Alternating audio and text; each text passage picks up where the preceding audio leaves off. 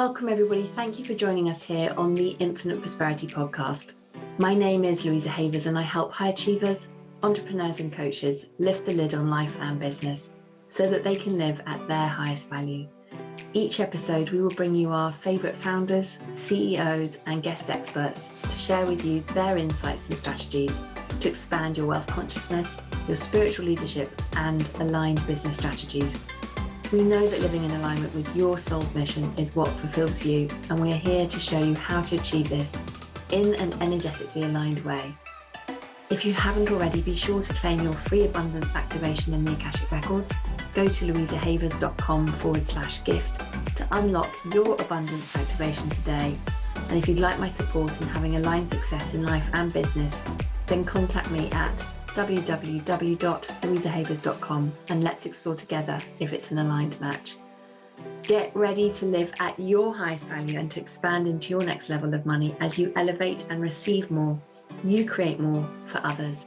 Righty ho, let's dive into today's episode. Welcome back, everybody. Welcome to our episode this week. And we have a fantastic conversation. I cannot wait to dive into this conversation with the incredible Dr. Deepa Macha. Welcome, Deepa. Thank you so much, Louisa. I thank you for having me here today. I'm so excited. We've been trying to get our diaries sorted so that we could have this conversation for a long time. I know. We finally made it happen. Yes. So let's just share a little bit about who you are and what you do so that we can kind of set the scene for our conversation. So Dr. Deepa Macha is a visionary, double board certified physician, entrepreneur, and the innovative force behind Cosmetic Laser MD, renowned for her expertise in regenerative aesthetics. She specializes in advanced treatments like, I'm going to pronounce this one's correctly, so you have to correct me if I get it wrong, botulinum toxin, liquid facelifts, PDO thread lifting, cutting edge bioregenerative techniques. And her unwavering commitment to integrity, excellence, and empowerment drives her mission to help clients achieve their most radiant and useful selves with a relentless focus on delivering the best products and results. Dr. Macha brings innovation to the forefront of the aesthetic industry and is featured across major platforms. She inspires a new era of beauty, wellness, and personal transformation. This is incredible. Congratulations with everything that you are pioneering and leading in your field. Thank you so much. And I love the way you said botulinum toxin. The way you said it was far more sexy, to be honest. That's very gracious of you. Thank you.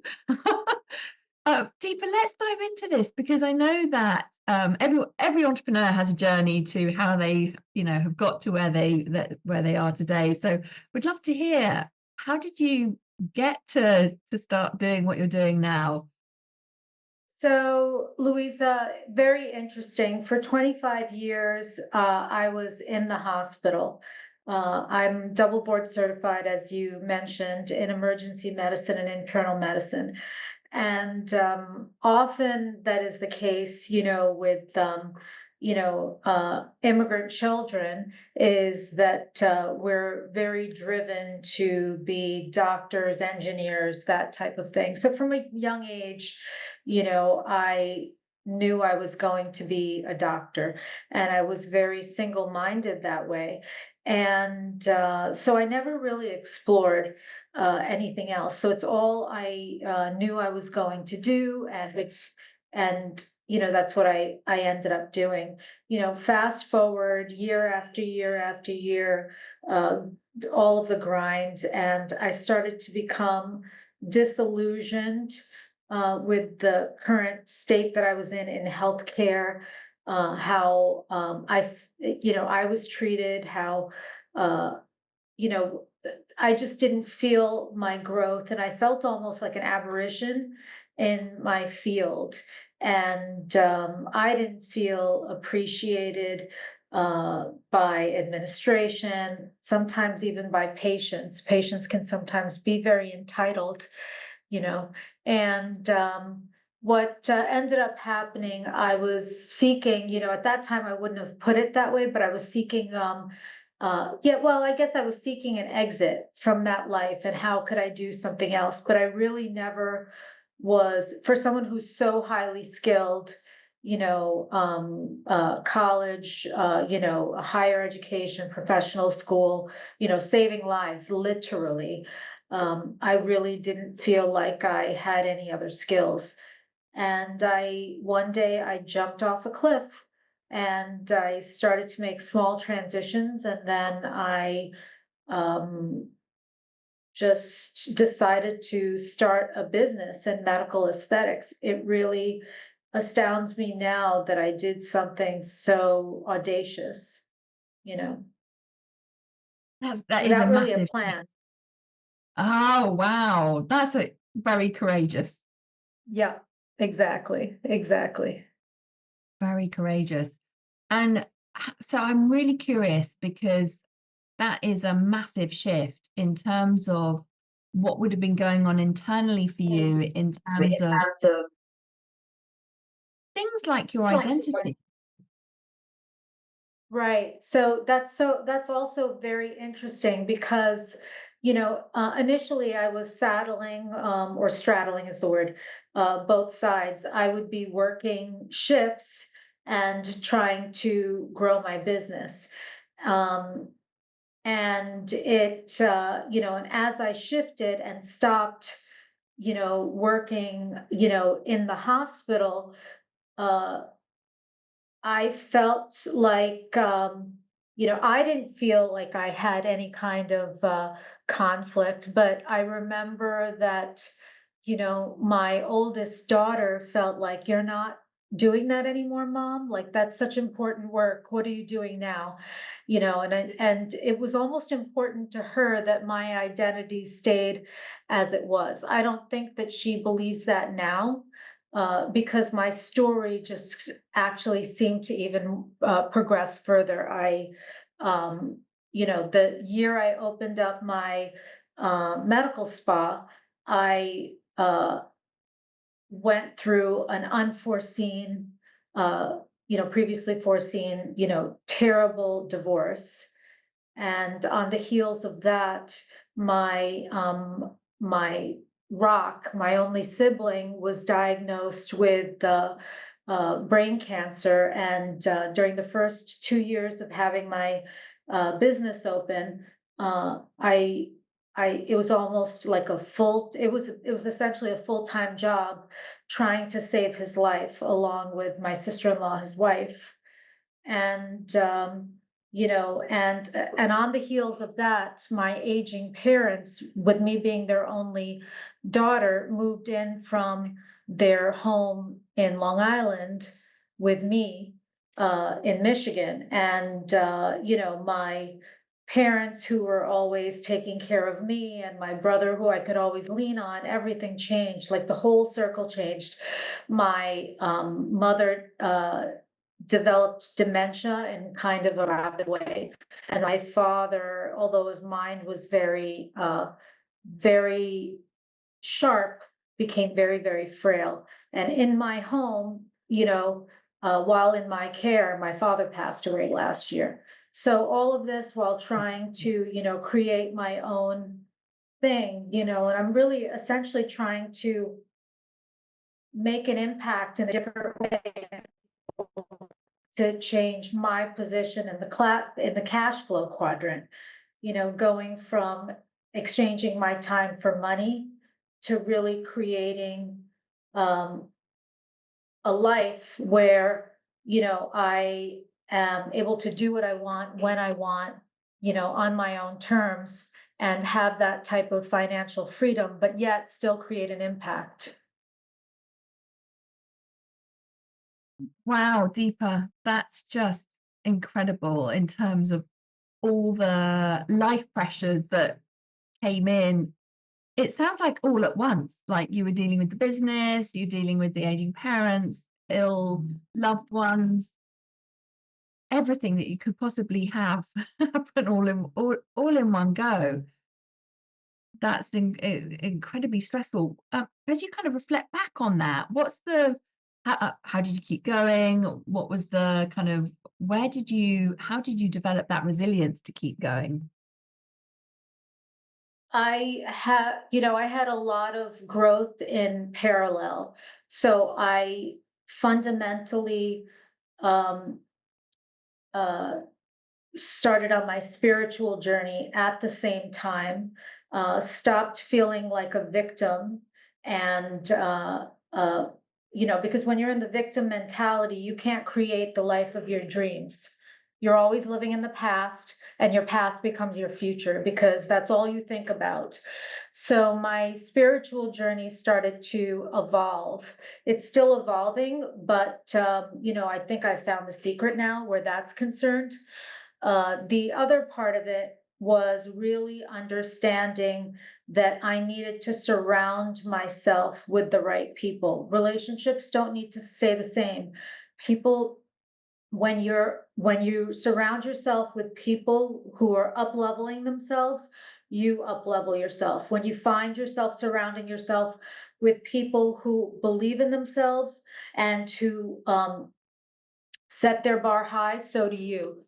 And it happens that you start to, change the dynamic and the relationships that you have there, and that's okay. Life has to change. But I started developing a network, and this was my brother who told me that, to find a network of entrepreneurs. I did that. So that you can do that in business groups like uh, entrepreneurial masterminds exist all the time. So they're just networks of like-minded people, and there's often core teachings. That's where I learned about things like how to manage my finances, or how to grow my people, or how to execute, or how to strategize. So those things come in that community. And then there's and also figuring out how I fit in. Am I a visionary and creative, or am I an operations person? None of these things had any type of framework in my mind. But when you're always, when you don't seek out those situations to be around those types of people, you will not find it as easy to grow. I found that in my own case. And additionally, people, the entire landscape changed for me. I started to invest in myself, invest with time, invest with money. So I invested to learn clinically. I also invested to to to be in the room with people who could teach me things. I mean, in the last year, I've probably uh, learned 10 times as much as I've learned the year before and the year before that, with all of the new technology and AI. We have to keep learning. And Mm. so I think community, I think the overall heading of all of that is making sure you have the right community so you can grow in every aspect. And I have a spiritual community as well, which is not religious, but I found real growth in a meditative practice where I can keep my mind quiet. And at the beginning of the day and the end of the day, I try and keep that time to myself so I can create and go into an alpha state of mind. I agree. It's so important. There's so much that you've shared there that are incredible um, practices, practices and tips for people entrepreneurs who are wanting to grow to that next level and to make a bigger impact. I think the community that we surround ourselves with is so important. And I love what you're saying around sort of bookending the day, being able to have that time to go within and at the beginning and at the end of the day. I think it's the most important thing so that we can be really intentional with how we're running our day and also how we're going to sleep so that we are, our consciousness is manifesting for us as we're going to sleep because we've bookended our day. We just pick up our phones first thing in the morning or last thing at night. We scour social media. with those things in our mind, we're poisoning our potential, you know. Exactly.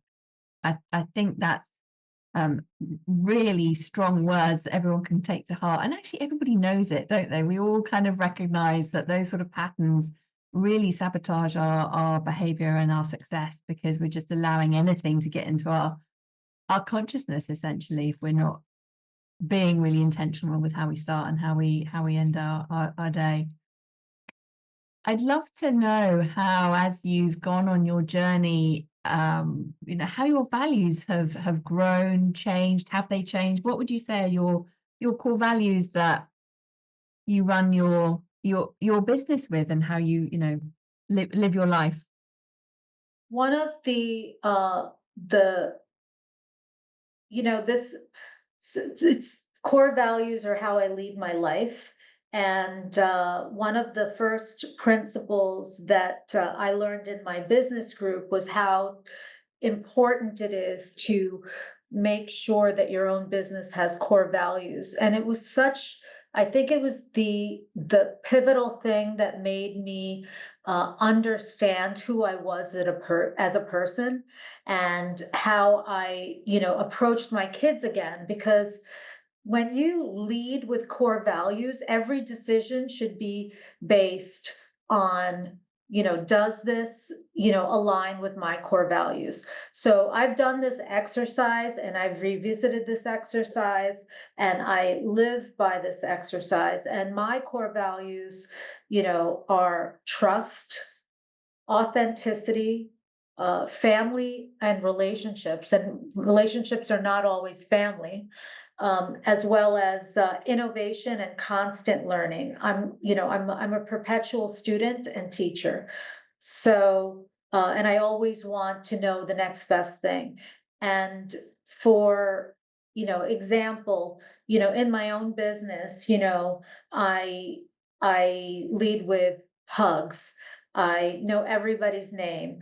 I don't consider myself transactional at all, because I know money will come when you lead the right way. People who choose me will never will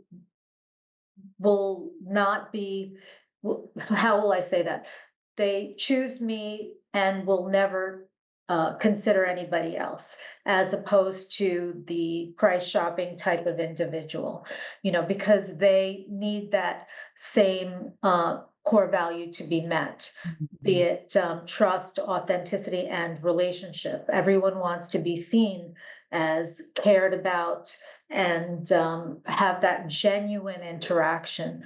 So, in the same way, I started to look back on my life and my own relationship with my children, and started to pose things in a different way to them. Because at this point, my kids are teenagers right now; they're in their young 20s, and really started to bring to light that you should determine, or you should be able, our core values, we are not aspirations, they are who we are,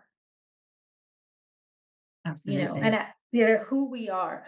And one person's core values may intersect or be mutually exclusive with someone else's, and that's how you start to see if you align with people or not, based on how, do they lead with kindness? Do they lead with, uh, you know, uh, do they lead with, well, whatever it is, but Yeah. when your core values don't align, you can make decisions in your personal life and in business. And that's something I started to, teach my children, to really start to look at what your core values are and what type of person you are. Every single decision, if it doesn't align with my core values, it's not the right decision.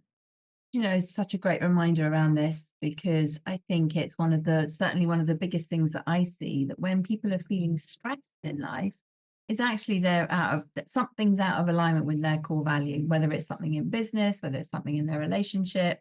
If integrity is a core value and it's conflicting with, something around their family members, it creates huge tension for people. being able to feel like they can continue with their day to day. And until they've kind of been able to identify why they're feeling this pressure, so they can bring them back into alignment with those core values, then that Exactly. stressor is going to be there. Exactly. I agree.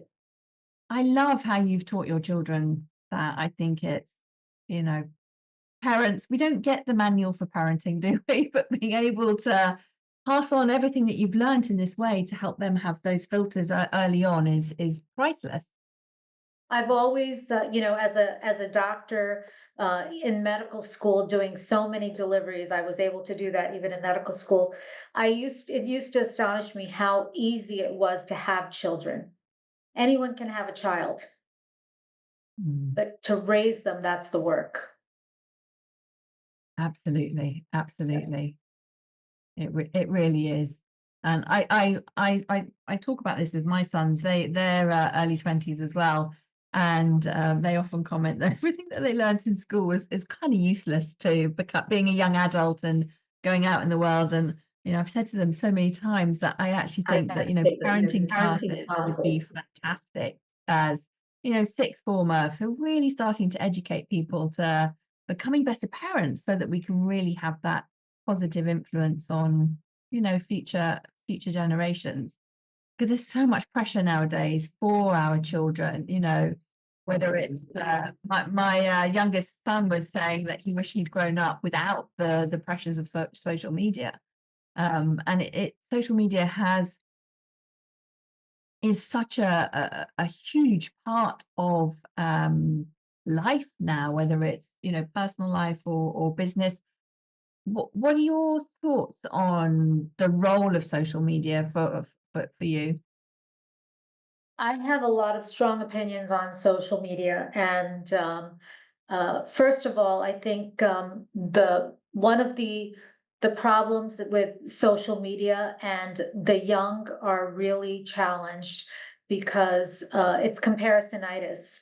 I'm not Mm, thin enough. I'm not beautiful enough. I'm not smart enough. Filtering.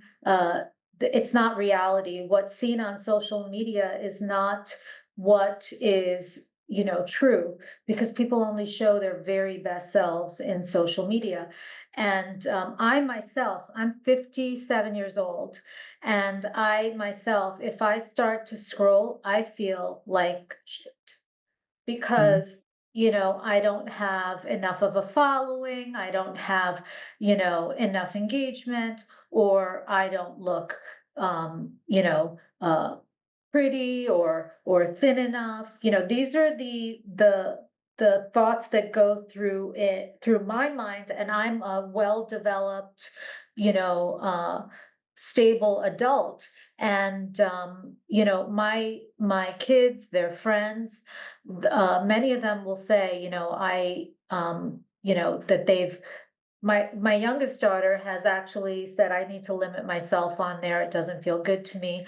And it's constantly, as a business person, your credibility is often aligned with your number of followers. And those are vanity metrics, right? mm. But at the same time, there is credibility associated with that. That's not a lie. So that's one part of it. The other piece of it is also that in my field, especially, because I'm at some level, you can say I'm in the beauty business, making people feel better. What I do is more than that. I've really made an effort to treat the person from the inside and the out, but it can be a very surface level business. And people show before and afters, and a very petite nose, and they all look the same, thin waist, wrinkle free, and big lips, and uh, you know, certain cheekbones, jawlines, and you start to compare yourself and the young are very impressionable. And I think that we in the industry and people in general have a big responsibility to, what we put out there, because everything we're all contributing to this in society and what people see. So I try to really keep my page very balanced with a lot of uh, uh, impressions and a lot of content that's much more geared towards the way that I think that people can view it and feel good about themselves and feel healthy and Mhm. understand that we have beauty in us already. We're already beautiful. And how we see ourselves is what, is how we really are. And that's the content I want to put out there. That's the type of responsibility I think we have to have, because when we were growing up, when you and I were growing up, I assume you too, we would be playing out on the street, playing kickball, dodgeball, or whatever. We didn't have any phones. Our parents would be screaming out the doors, time, for us to come home, or ringing cowbells, and we'd play with the street lights on. And but that's not what happens now. Or if you go to, a dinner, everyone has their cell phones, and the four people could be at a dinner together, and they're all looking at their cell phones. And what are they doing? They're scrolling, they're texting, but they're not engaging. It's a different type of, it's a different type of society now, and I've fallen to it too. So you have to set those boundaries for yourself and also contribute to society so you're not making the situation worse. I love what you said there around contributing to society so that we're not making it worse. Because you're right, we do all have a responsibility, like how we show up on our page, on our platforms, and how we are being in life, whether we're present or whether we're always taking selfies and all the things to capture the moments. It can feel like sometimes we've lost, or people have lost, that ability to be fully present without thinking about the Instagram shot or whatever it may be. And you're right, it is so it interferes with our communication, with our relationships, and our ability to really appreciate the moment that we have. And of course, the flip side of that is the incredible aspect how we can connect through social media and have conversations with people from all around the world. Um, it is around those boundaries that you were talking about, being able to put those in so that we can have. I think it's about balance, isn't it? Being able to have that balance. I really wish that restaurants would ban them as you go in to be able to have a good meal with people without the phones coming out all the time. Right. But there's also with all of this innovation and social media in the last, decade or more, there's also been so much potential on how we can make money. You know, you can make money merely by being an influencer and creating a following. And when you have a large following, you can, and this is the entrepreneurial side, right? So you have to find a balance, how you can, and again, it comes down to leading with your core values, comes down to I leading agree. with your core values. There's opportunities everywhere, but you have to maintain a balance in your life that resonates with your own sense of self and how you define yourself in terms of your value system. It's so important, so important. I'd love to know, just to change tack a little bit, to find out more about your field deeper, and what sort of things are exciting you. What are the most exciting innovations in your world, in your field? I do so many things, and when you said that beautiful word botulinum toxin, that's essentially Botox, right? So I do all of the usual things. I do injectables, I do Botox, I do fillers, I do laser rejuvenation, but what I'm very good at is doing consultations where where I get to know an individual and learn what their pain point is and what it is in their life that's preventing them from showing up and crushing it in their own world. You know what I mean? Because often it's a point of confidence that's missing or a struggle that they have. But my focus has always been on uh, connecting in that way with an individual, and then, taking it to that next step of how can I develop someone's natural beauty? How can I help this person remember that they're already beautiful? And how can I take them to their most beautiful natural self, where no one really knows that anything was done? And in aesthetics now, we have so many innovations, between energy devices, but also uh, products that stimulate your own collagen. And that's really fascinated me. There are various products that, when utilized, we can build our own collagen. Even, products like platelet-rich plasma, where you can use your own blood, concentrate it down in an hour, spin it down, and use it to grow your hair on the top of your head, apply it on your face, and after a treatment, or microneedle it in. And even and one thing I really do a lot is something called the O shot, for women, to help them with their sexual health. For example, it's a home run for urinary incontinence. Many women struggle with urinary or stress-induced incontinence after childbearing. So, yeah, Mm. and there's been so many PRP like alternatives that have come out that have been so exciting, utilizing alternative products like umbilical derived uh, uh, blood, that not blood, umbilical derived product from healthy post C-section mothers, even other products like dermal fillers that can be applied in a different way for skin rejuvenation.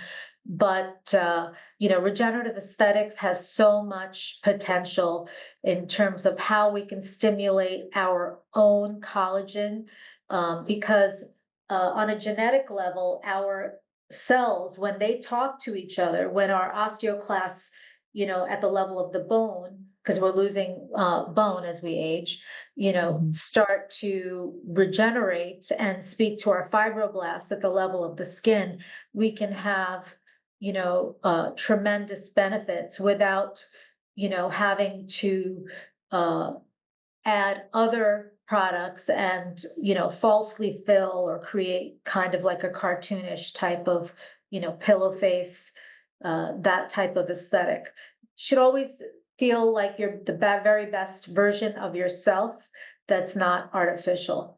I've also kind of, been exposed in my entrepreneurial journey to, different ways that I can kind of expand my business and grow my business. And I recently traveled to China twice, and have been very excited about some technology there that I hope to bring to the US market, and get FDA approved. So I'm really, excited, because I think a lot of things are very fundamentally important to us. As men and women, we care very much about hair. Mm. Hair and hair loss uh, is often genetic, and sometimes it's due to hormonal reasons. There's also uh, vitamin deficiencies. So there's so many different reasons, but we all take for granted, having, full hair as when we were younger. And when that density starts to reduce, it can really impact, your self-esteem. Hugely. And my dear brother lost his hair at 21, I think it was. Yeah, really young. And I saw the impact on a young lad having to basically go skinhead so that he could sort of mask the fact that he had lost all the hair on the top of his head. It's amazing what is it possible these days in terms of all the developments and technology? There must be new stuff coming out all the time. Things seem to sort of speed up in their development. Absolutely. And I'm very passionate about hair restoration and all of these innovations. That's why I've been, in parallel, learning, exploring, studying, in terms of products that can be, implanted, meaning, specifically like a PRP or PRP alternative that can wake up that follicle. What's And a PRP? platelet-rich plasma is Okay. PRP, but the issue with PRP is, at 50 something years old, my platelet-rich plasma is not going to be the same as what it was when I was 17. So now there are alternatives out there, that have, and that's where you start to hear about things like exosomes and stem cells and mesenchymal cells. And and everything has to be studied. When you study it and you can see before and afters and you can see the impact and uh, you know, what what possibilities are, it's so exciting.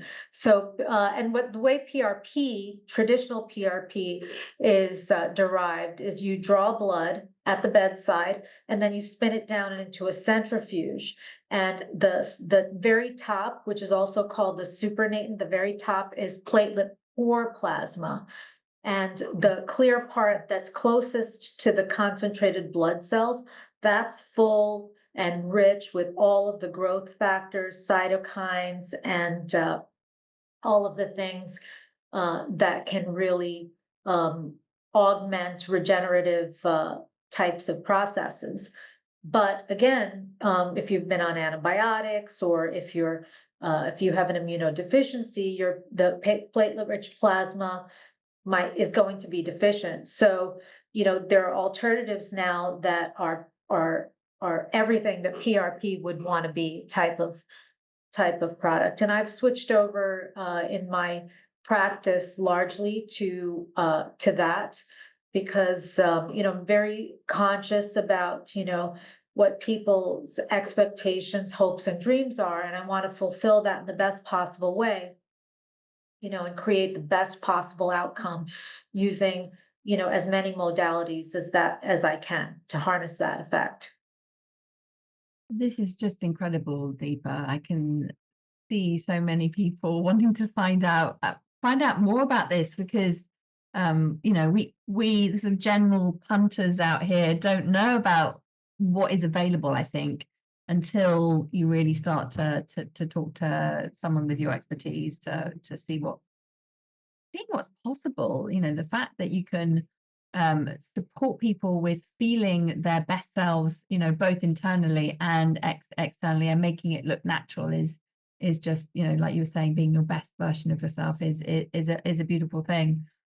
How can people find out more about, where are you in the world? If people are wanting to reach out to you, what's the best way for them to come and step into your world deeper? So I'm on Instagram, and I have my own personal page that I'm growing, Deepa Macha MD. I also have my business, which obviously shows all of these things. So I'm growing my spiritual side on my on Deepa Macha MD, but I'm also combining it, and they cross over with cosmetic laser MD. That's my business. And I have a website, cosmeticlasermd.com. And very exciting is I'm also growing a Pinterest page that links all of my platforms. So links my website, links my Instagram, links my Facebook, links my YouTube, because on my YouTube I have long uh, programs like this, for example, and also shorter ones. So I'm trying to create a library across all these different platforms, but Pinterest is something that I've been exploring more recently to create my own page there. Amazing. I And love I'm in thinking Ann about that. Arbor, so if anyone is in the Midwest in the United States, please visit me. Absolutely. I love it. And I love that you are growing your spiritual side of the business as well. Is that in terms of I haven't managed to catch up with your Instagram page, the spiritual one. Is that for you stepping into offering a business purely around spirituality, or is that part of the combination that you're offering? But well, really what it is as me as my own brand, right? Who Okay. I represent. So it's not just so much about spirituality, but it's about the type of things that we, excuse me, in majority talked about here. Who I am Mm. as a person, who what things matter to me, family, psychological wellness, uh the when you see me on any platform, I would hope that like a like-minded person would see someone that they would want to be friends with or they would want in their lives. Do you know what I mean? So my brand is very specific in terms of what I represent. I may do a liquid facelift, but that's not what my superpower is very specifically that I lead with love, and Mm. my energy is so accepting, loving, warm, kind, and authentic and true. I can really feel it deeper. It's you have a beautiful energy, and I'm so excited for everyone who is going to reach out and connect with you, and for how you can help people in all these incredible ways, and can feel that you take really good care of the people that you're connected with in your business in the world that you do. Thank you so much for joining us and sharing all your wisdom and expertise and journey that you've had so far. Thank you, Louisa, so much for having me. I'm like so excited to get to know you now, and I'd love to just build on this. Absolutely. Me too. Me too. Well, thank you, everybody who has come and joined us and listened into our conversation. Please do come and find Deepa and myself on social media and connect with us, and let us know what you've taken away from our conversation. We'd love to hear, and we can continue the conversation um, as well. And until next time, sending you all loads and loads of love. Take care. Thanks for listening to the Infinite Prosperity Podcast. And if you like what you've heard and want to know more, please go to louisahavers.com. We just appreciate you so much. So thank you for listening and hanging out with us. If there's anything that we can do for you, you can email us at louisa@louisahavers.com. Let my team know if you have any ideas for shows that you'd love to hear or topics you want me to talk about. Really looking forward to hearing from you. All right, that is it for this week, everybody. Thank you so much for joining us for today. Looking forward to connecting with you again. Until next time, namaste.